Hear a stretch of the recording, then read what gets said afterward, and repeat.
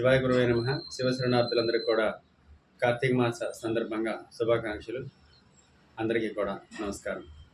అయితే విషయానికి వస్తే, ఈ కార్తీక మాసంలో అమావాస్య అనంతరం వచ్చేటువంటి పాడ్యం రోజున, అనగా మార్గశిర శుద్ధ పాడ్యం రోజున తెల్లవారుజామున 3 గంటల నుంచి 6 గంటల లోపు, చివరికి 6:30 లోపు పోలు పాడ్యమి రోజున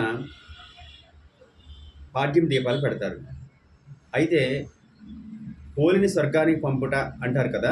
దీనికి గురువారం ఉదయం 10:39 అనగా ఇంచుమించు 10 నుంచి 12 లోపు 2-3 పంచాంగాల్లో వివిధ సమయాలను కేటాయించడం వల్ల ఇంచుమించుగా 10 నుంచి 12 లోపు అమావాస్య గడియలు రేపు వెళ్ళిపోయి, అనగా 20వ తారీఖున గురువారం 11 గంటల తర్వాత నుంచి పాడ్యం గడియలు వస్తున్నాయి. కాబట్టి 11 తర్వాత వచ్చేటువంటి పాడ్యం గడియల్లోనే దీపం పెట్టాలా, పోలు పాడ్యమి అనగా పోలిని స్వర్గానికి పంపించాలా, లేదా శుక్రవారం పంపించాలా అని కొందరు అనుకుంటున్నారు.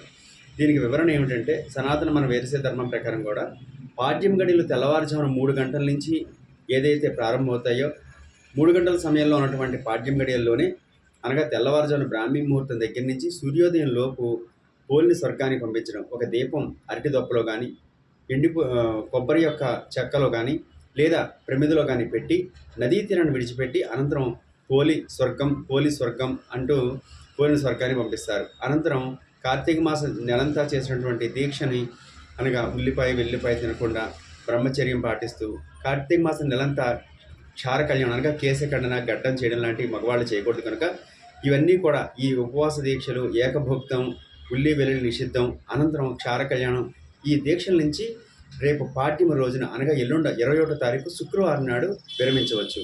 ఖచ్చితంగా చెప్పాలంటే ధర్మం ప్రకారం 21వ తారీఖు శుక్రవారం రోజున తెల్లవారుజామున 3 నుంచి 6:30 లోపు పాడ్యమ దీపాలు పెట్టాలని పెద్దలు చెప్తున్నారు. అంతే తప్ప గురువారం ఉదయం 10 తర్వాత అమావాస్య వెళ్ళిపోయి పాడ్యం వస్తుంది కనుక ఆ రోజు విడిచిపెట్టచ్చు అనేది ఒక అపోహ మాత్రమే అని తెలియజేస్తున్నాను. లింగధారి సర్వతోముఖాభివృద్ధి సంస్థ తరపున ఈ విషయాన్ని అందిస్తున్నందుకు సంతోషిస్తున్నాం. శుభ సాయంత్రం.